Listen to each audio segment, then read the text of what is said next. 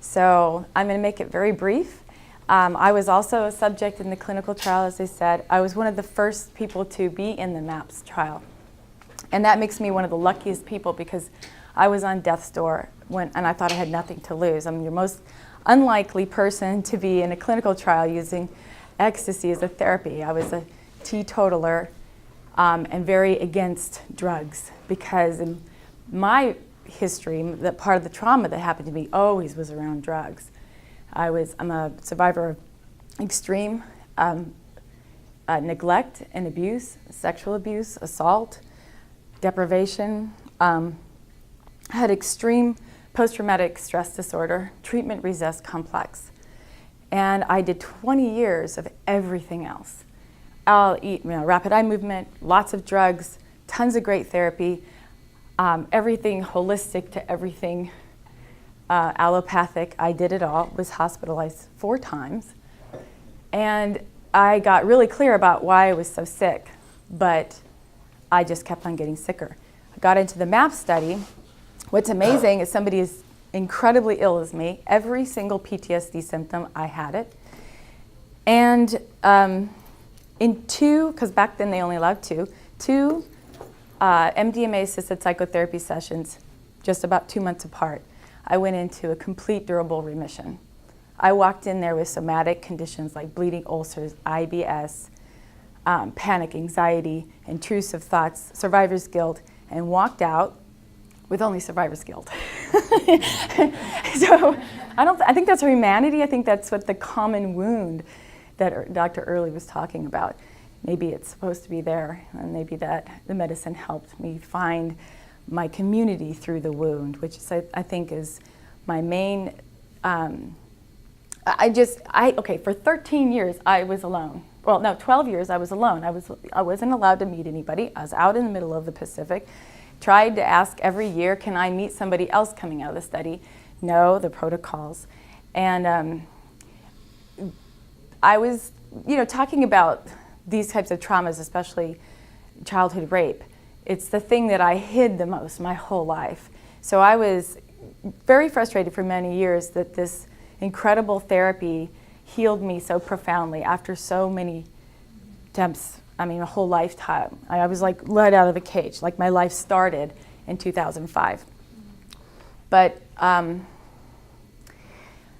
it was so remarkable and so shocking, and I had no integration. So I love John for doing this integration work. And I just blogged along for about 8 years by myself. Then I had a relapse. Some other situations had happened. I had a major neurosurgery. I was also hit by a truck and partially paralyzed as a kid, so I've had a huge medical history. I'm in a lot of chronic pain now. But that caused a relapse, and thank God MAPS allowed me back on a clause for relapse for a 3rd treatment. On that 3rd treatment in 2012, I went into another durable remission, but then I no longer qualified for PTSD. I had a complete remission, which was incredible for somebody like me. So at that point, then I couldn't just keep it to myself, like John was saying, put it on a shelf. I felt that my life has been saved by this, and I know community through the encounters I have with people like you. And now I get to meet a lot of the people whoever's in this room that contributed to the MAP study, thank you for my life. And so at minimum, I want to come and just say that to people. So in 2012, I started giving back by doing every media request for interview that was given to me. At the time, no longer now, but MAPS used to be able to pass stuff to me.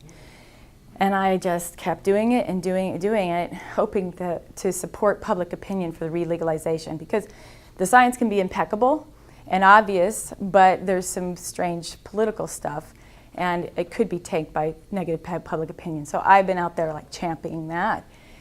And that's been my main integration work. I didn't know anybody. I didn't go to conferences. I just kind of stayed in my own little world. Then the miracle happened and I met John. And that was when that was last year, like just over a year. And wow, now I know the key to it all is the work. I think that the medicine and the experience of the therapy can create these seeds that can, grow into great, rich, meaningful insights, like John was saying. But to integrate is like the ecosystem, our social and that's what's kept keeping me healthier. I've had a relapse again. I can't get into the study. It's a very interesting. Do I try and get more therapy, or do I just do the integration I never did before, which I'm doing now with John's help on the peer calls, etc. And let's see if there's anything else I wanted to say. Thank you again for your advocacy work. I think that I'm hopeful. I'm hopeful the relegalization will be fine. I'm bummed that Jennifer's telling us that there's a billing thing, because another passion I have is adding diversity. This was a community I did not feel comfortable with because of lack of diversity. And now I'm kind of trying to be a part of the solution. So I'm a little bummed about the insurance thing, because we might have to figure out ways to provide therapy peer-to-peer, which actually is the model of lasting and sustainable healing. That is affordable.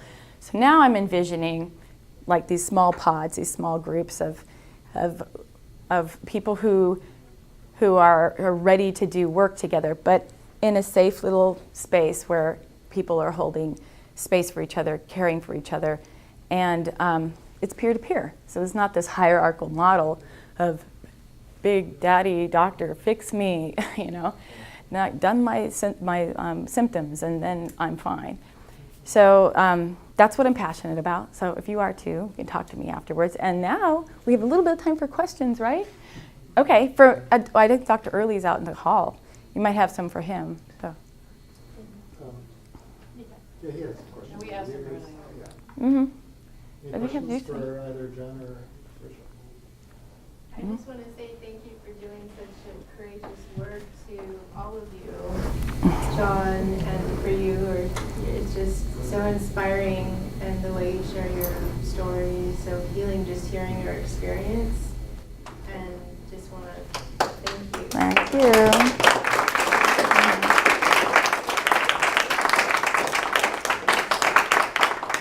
That feels pretty good. Anybody else? It's maybe a little personal, so feel free to. I was forewarned to let my guard down a little. It's cathartic. It's integration for me. So go ahead. It's also legal stuff, but it's like, have you entertained the idea? There's a way of asking it, of continuing this sort of work, but underground.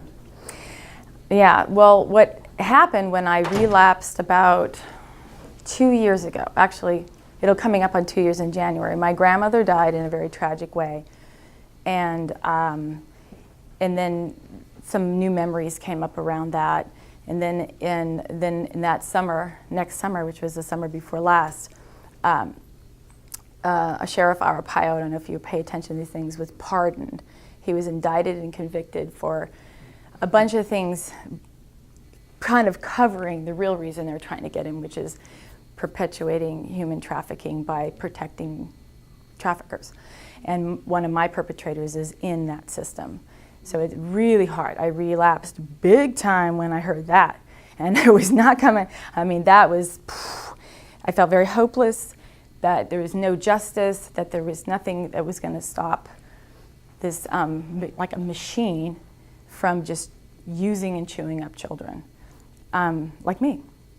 And so out of desperation, I got so sick. Most of my symptoms are already all back. I'm actually really ill, standing here in front of you, but this is too important. And I finally, out of desperation, I found a reputable, what's the word we're supposed to use now? Independent therapist.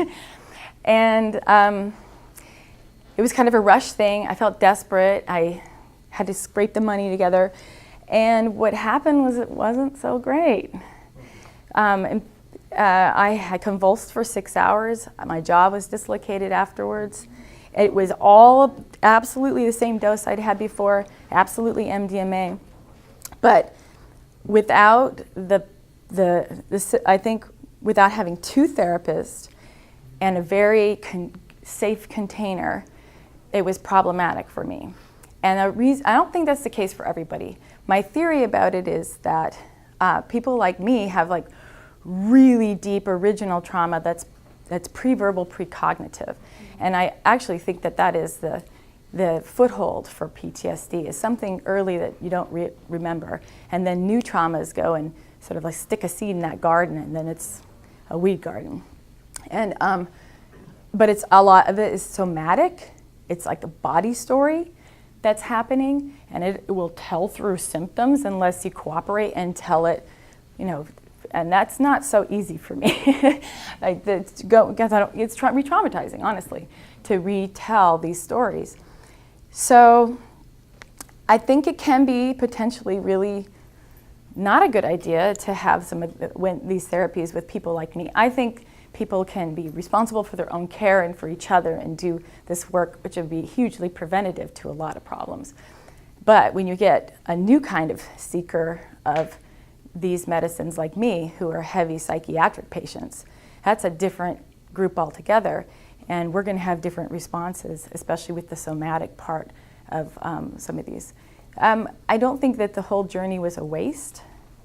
For one thing, I can advocate even stronger for the model that MAPS has put out. I mean, I think painstaking care and a community of knowledge was put into those practices. And so even independent therapists, I think, I urge to really look at that protocol and trust it a little, lean into it, because you might be treating someone who's really sick, like really crazy, So I'm not down on independent therapy. I'm just really cautious for those who are desperately seeking, who are not normally attracted to non-ordinary states in the first place, and there's a reason why. Yeah. Have you tried other psychedelics or else neurofeedback? Yeah, I've done a series, I wanted to try neurofeedback, but I did a series of ketamine treatment for a massive depressive episode that came from the PTSD. I didn't really have that much lasting effectiveness with depression, but I did have some incredibly powerful realizations, and it kind of kick-started me to do the integration work, because I knew I was supposed to. I got the memo. And also, I did a journey with mushrooms on purpose to help me be able to talk in front of people like this, and because I really wanted to. My mentor was Dr. Richard Rockefeller when we were planning to do a speaking tour together, and then he died, and that was almost 5 years ago. So I've been having a hard time. So I had a mushroom experience and asked specifically for whatever was affecting me, holding me back from being able to give my best and, be free of like the crippling anxiety. And I believe that I got that. It just came in a really icky form. I had a full memory. That was interesting. I had never had that experience where here's a plant, here's a mushroom that could light up my brain such that I would forcibly remember things that I had pushed away for a long time. So that was kind of destabilizing too. So my journeys have outpaced my integration. So now I'm just integrate, peer calls and lots of therapy and expressive arts therapy. Oh, that's the other thing I wanted to say. So we know a lot of the things that go into the typical conventional treatments for PTSD are virtually ineffective for most people for any amount of time, except for I do believe automatic writing, and ecstatic dance and automatic drawing can help in my case, that's all I had. So I used it quite effectively to help touch into that place of realization and contact with my higher self or higher beings, so I could kind of reinitiate myself each time in a practice. And I think that people can do that with meditation. But for me, having so much somatic trauma, the more physical, the better. And I could work it out through dance movements that embodied how I was feeling. Plus, it's as comfortable with words anyway. But that's something that's really awesome. If you could tell people that, that would be great. Dance and move and stop talking. Anything else? Did I answer your question? I did. Okay. I think we're out of time anyway. Oh, we do? Okay. Nobody? You can have questions for other people, not just me. Good question, John. On one of your slides, it said pray in images and feelings. Could you speak on that a little bit? It just had this idea came to me. You know, I think that was an inspired idea also, whereby I used to pray. I used to be. I never had Christianity or anything rammed down my throat, which is nice, you know. But I was Christian on my own. And then when I got struck down by the illness, it all got decimated. I mean, I just went into some that was just all fragmented. And so after a while, I started praying again, but to some, you know, not the bearded man in the sky, but just whatever. And it was more of a meditation and more of a mantra style thing. But then I just wanted to experiment, so I just experimented with praying in images. Just stop the words, and just picture. You know, like if I needed to cry but I couldn't quite get it out, I'd picture a family in Syria being torn apart by war, and then I would try to bless that family, just with my thoughts. And I just started this kind of habitual thing. And when I pray now, I try to just pray in images and feelings and get the feeling without the words. Just like a picture, you know, just a picture book. It's just an idea I'm experimenting with. That's all. That's really good. Scary. I wonder if you could describe during the course of the MDMA therapy a particularly salient moment of healing or insight or pivotal moment where you felt a big shift has happened? Well, in my final and third MDMA-assisted psychotherapy session, it was almost like things came from almost an evolutionary step by step. The first one was almost like wake up call, and a lot of things happened there. I was able to go through and talk about traumas that I had never been able to speak about. The second one was like, wow, I'm reorganizing myself now in my life. I'm getting feedback and insight from the work to better integrate myself into my life, the new realizations of things. And then on the third one, too bad I had to wait like 8 years. Would have been good to have it earlier. I experienced a complete regression to my infancy. And I never thought that was possible. It was not cognitive, it was not verbal, it was experiential, which was both horrifying to encounter what this little baby that was me went through, but it also really was kind of a rebirth. And rebirth into a more mature adulthood with the perspective on the little child that I was, that's loving and forgiving and compassionate and accepting and able to connect with other people. So that was like a full re-narrative of life. That 3 sessions was really key. If I'd stopped at 1, I would have missed out. But it felt like I had gone through my death to the original death and then born again. I don't know what's going on now. Layers like an onion. Yeah. I've got one. You do? Oh, good. Dr. Early, you might appreciate this one. One of the pivotal moments, I think it was my second of 3 MDMA sessions. Phil Wolfson was Phil Wilson and Jelaine Andrews, and we'd been speaking for a while. So as they do, eye shades go inside for a while, and they did that. And I was down for a while, and the sun was getting low, and the sun was beaming into the room, and I just took a peek out from under the eye shades, and I saw Phil sitting there with tears streaming out of his eyes, and the sun was just right on him. I went, that's interesting. So I'd been down for a while, so I sat up, took the eye shades off, and I realized that this is going to be a poignant moment. The background is Phil Wilson had a son who died from leukemia at age 16. It was quite an arduous, it's a heartbreaking story. But it's also inspiring if you consider what Phil has done for everybody since that time. And so as I sat up and saw Phil crying, I sensed that somehow the roles were reversed without any words being spoken, and I was to hold space for him. I call it the reverse share. And I said, "Give it to me. Give it to me." And he went on to tell the story how in the last 6 months of his son's life, they were flying around the country trying to find him help, trying to go to Sloan Kettering or Mayo Clinic or whatever, just flying around trying to find some treatment that would help this young guy survive. And then the hope was lost. And he said Noah went. His son's name was Noah.